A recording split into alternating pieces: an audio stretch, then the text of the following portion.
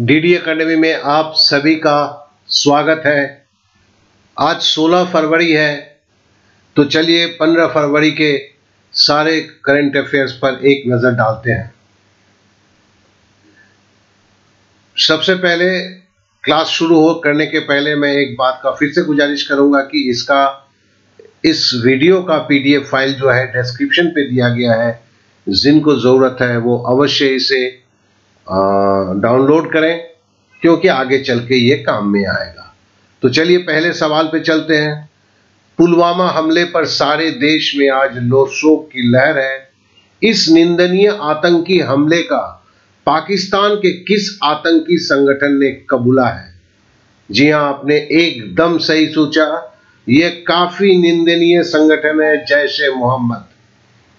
तो जैश ए मोहम्मद ने इस घटना इसको ये किया है। ये केंद्रीय रिजर्व सीआरपीएफ के एक टुकड़ी के बस के ऊपर आत्मघाती हमला हुआ, जिसमें 43 जवान शहीद हुए और बहुत सारे घायल हो गए। ये पुलवामा जो है दक्षिणी कश्मीर में एक जिले का नाम है, जो श्रीनगर जम्मू राजमार्ग पर ये कल दिन में 3:20 पर यह आतंकी हमला हुआ। आतंकी गुट जैश ए मोहम्मद ने इस हमले की जिम्मेदारी ली है। और सही में पूछिए तो शब्दों में इस तरह की कायरतापूर्ण कोशिश का जितना भी निंदा किया जाए वो कम ही होगा। चलिए अब दूसरे न्यूज पे चलते हैं। हाल ही में नासा का मंगल ग्रह पर अपॉर्चुनिटी मिशन कितने वर्ष के बाद निष्क्रिय हो गया? जी हां, ये 15 वर्ष के बाद निष्क्रिय हो गया है। ये 2004 से अगस्त 2004 से अपॉर्चुनिटी रोवर जो है वो मंगल ग्रह पे सक्रिय था। 15 वर्ष बाद ये निष्क्रिय हो जाने के कारण ये जो मिशन ही फिलहाल निष्क्रिय हो गया है। अब अगले न्यूज पे चलते हैं। हाल ही में भारत जलवायु समाधानों का नेतृत्व कर रहा है। इस शीर्षक से किस मंत्रालय ने प्रकाशन जारी किया? तो यह है जलवायु परिवर्तन मंत्रालय। बेसिकली ये जो शीर्षक था जलवायु समाधानों का नेतृत्व कर रहा है, इसमें जलवायु परिवर्तन मंत्रालय जलवायु परिवर्तन से निपटने के लिए क्या क्या किया गया है, इस सारे का जो पिछले सालों का 3 सालों का लेखा जोखा जो है इस प्रकाशन में सम्मिलित है। अब अगले न्यूज पे चलते हैं। पिछले एक दशक में पुरुषों की एकल टेनिस रैंकिंग में, सिंगल टेनिस में शीर्ष के 100 में पहुंचने वाले तीसरे भारतीय खिलाड़ी कौन है? जी हां, आपने एकदम सही पकड़ा है, ये प्रजनेश गुणेश्वरन जी हैं। तो प्रजनेश गुणेश्वरन को इस साल रैंकिंग 97 मिला है। इसके पहले सोमेश्वर देव बर्मन, यूकी भांबड़ी ये 100 के अंदर रैंकिंग प्राप्त करने में सफल रहे। इस तरह से ये तीसरी भारतीय हैं। जबकि डबल्स में रोहन बपन्ना 37 पोजीशन रैंकिंग में है और दिविज शरण जो है वो आपके 39th पोजीशन में है। अगले न्यूज पे चलते हैं। हाल ही में किस देश ने किसी भी इमरजेंसी सेवा के लिए डायल 112 हेल्पलाइन नंबर शुरू किया है? तो देखिए ये अमेरिका के तहत यहां पर भी शुरू हुआ है। अमेरिका में एक नंबर होता है जहां से वो दूसरे नंबरों में डिस्ट्रीब्यूट हो जाता है। तो इंडिया में भी ऐसा ही शुरू किया है कि 112 नंबर। फिर जैसे ही उनको पता चलता है पुलिस की हेल्प चाहिए तो वो खुद पुलिस की 100 लाइन में आप जुड़ जाते हैं, फायर के लिए 101 में जुड़ जाते हैं, हेल्थ के लिए 108 में, महिला हेल्पलाइन के लिए 1090 में। मतलब इतने सारे नंबरों को भी याद नहीं रखना पड़ता है, केवल 112 नंबर को याद रखने से ही इमरजेंसी में सारा कुछ हो जाता है। और ये जरूरी भी है, क्योंकि अब इमरजेंसी के वक्त में इतने ढेर सारे नंबर याद रहते ही नहीं है। तो अमेरिका में ये शुरुआत हो चुका है। हमारे देश के लिए भी एक काफी अच्छी बात सॉरी, काफी वायरल है। अच्छी बात है कि 112 नंबर का हेल्पलाइन चालू हुआ है। अब अगले न्यूज पे चलते हैं। हाल ही में केंद्रीय मंत्रिमंडल ने राष्ट्रीय सफाई कर्मचारी आयोग का कार्यकाल किस साल तक बढ़ाने की मंजूरी दी? देखिए, यह कार्यकाल जो है 3 साल तक बढ़ाई गई है, अर्थात 2022 तक, अर्थात 31 मार्च 2019 से 31 मार्च 2022 तक यह राष्ट्रीय सफाई कर्मचारी आयोग की कार्यकाल का विस्तार का जो प्रस्ताव था उसे केंद्रीय सरकार ने मंजूरी दे दी है। इस आयोग की स्थापना, अर्थात राष्ट्रीय सफाई कर्मचारी आयोग की स्थापना एनएसएससी अधिनियम 1993 के तहत किया गया था।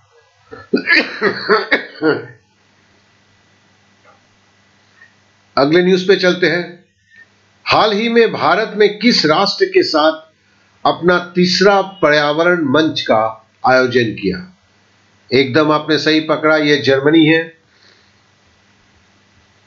क्लीन एयर ग्रीनर इकोनॉमी, इस थीम के साथ तीसरा इंडो जर्मन एनवायरनमेंट फोरम नई दिल्ली में आयोजित किया गया था 3 दिन पहले। करीब करीब पिछले 60 सालों से जर्मनी के साथ इस तरह का समृद्ध सहयोग जो है भारत का चला आ रहा है, ये एक गर्व की बात है। अगले न्यूज पे चलते हैं। हाल ही में किस राज्य के मुख्यमंत्री ने वृद्धजन पेंशन योजना सार्वभौमिक स्तर पर 1 अप्रैल 2019 से लागू करने की घोषणा किया है? सार्वभौमिक मतलब किसी भी भेदभाव के, सबके लिए। तो यह बिहार सरकार ने हाल ही में घोषणा किया है कि जो गवर्नमेंट नौकरी से रिटायरमेंट नहीं हुए हैं, मतलब जो गवर्नमेंट नौकरी से रिटायरमेंट हुए हैं, उनको छोड़कर सभी को भी किसी जाति, धर्म, समुदाय, लिंग का क्यों ना हो, बिना कोई भेदभाव किए हुए 400 रुपए का मासिक पेंशन योजना 1 अप्रैल 2019 से करने की घोषणा की गई है। और यह काफी अच्छी बात है। ऐसे 400 रुपए में आज के दिन में कुछ भी नहीं होता है, लेकिन गरीबों में अगर 2 वृद्ध हैं, पति पत्नी है, 60 के ऊपर है, तो 800 रुपए का आमदनी भी कुछ तो जरूर करता है, ना से तो कुछ तो हाँ है। चलिए अब अगले न्यूज पे चलते हैं। हाल ही में इंग्लैंड के लीजेंडरी गोलकीपर गॉर्डन बैंकस का कितने वर्ष के आयु में निधन हुआ? जी हां, 81 वर्ष के आयु में उनका निधन हुआ है। और गॉर्डन बैंकस की तो बात ही ना करो, विश्व के सबसे प्रसिद्ध गोलकीपर में से एक जो है गॉर्डन बैंक्स रहे, जो इंग्लैंड में उनका 81 वर्ष की आयु में 2 दिन पहले उनकी निधन हो गया। द गॉर्डन बैंकर्स जो फीफा मतलब the federation international D football के गोलकीपर के रूप में 6 बार नामित की हो गए, मतलब ये एक अपने आप में बहुत बड़ी बात है। 1963 और 1972 के बीच इंग्लैंड के लिए उन्होंने 73 कप अर्जित किए और उन्होंने 1966 में विश्व कप भी जीता। इतने ज्यादा नामी थे गॉर्डन बैंकर्स। अब अगले न्यूज पे चलते हैं। कल का जो सवाल था, सीनियर नेशनल बैडमिंटन चैंपियनशिप के क्वार्टर फाइनल में पीवी सिंधु के मुकाबला किससे होगा? रिया मुखर्जी की। और आज के खेल में रिया मुखर्जी हार गई, पीवी सिंधु सॉरी, ये क्वार्टर फाइनल के जगह पे वाटर फाइनल हो गया है, कोई बात नहीं है। क्वार्टर फाइनल से ही करके पहुंची है। तो इस सवाल में हम एक चीज को बोलूंगा मैं, कि सवाल में मैंने देखा कि जो रेगुलर जवाब देते हैं उसके 80%, मतलब जो रेगुलर इस क्या कहते हैं आपके चर्चा में रहते हैं करंट अफेयर्स के, उनके 80% लोगों का तो जवाब सही रहा, बाद बाकी तो अटकलबाजी चलती रही। तो जिन्होंने भी सही जवाब दिया है उनको मेरे तरफ से बहुत बहुत शुभकामनाएं। चलिए अब आज के सवाल पे चलते हैं। आज का सवाल भी खेल से ही जुड़ा हुआ है। Asmita Chaliha senior national badminton championship की महिला सिंगल्स में सेमीफाइनल में पहुंची है।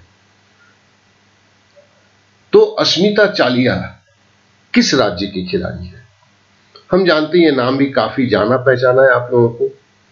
जो रेगुलर करंट अफेयर्स करते हैं वो जरूर इस सवाल को सही रूप में उत्तर देने में सक्षम होंगे और वो देंगे भी, इस बात की अब मैं विश्वास करने लगा हूं। पिछले 60 दिनों का मैंने कार्यक्रम में देखा कि जो सही में चर्चा करते हैं उनके लिए ये सब कोई बड़ी बात नहीं होती है। और आज का मैं यहीं पे समाप्त करता हूं। मैं सबसे क्षमा याचना के साथ बोलता हूं कि शारीरिक अस्वस्थता के कारण जो जो करंट अफेयर्स की लेंथ होती थी वो कम हो गई है कि मैं उतना देर तक बोल नहीं पा रहा हूं। तो उसके लिए मुझे क्षमा कर देंगे और आशा करता हूं कि अगले 2-3 दिन में मैं जब मेरी तबीयत ठीक हो जाएगी तो फिर मैं उस दौर में लौट आऊंगा। तो इसके लिए आई एम रियली सॉरी। आप लोगों ने समय दिया इसलिए आप लोगों को बहुत बहुत धन्यवाद। ओके देन, बाय बाय, जय हिंद।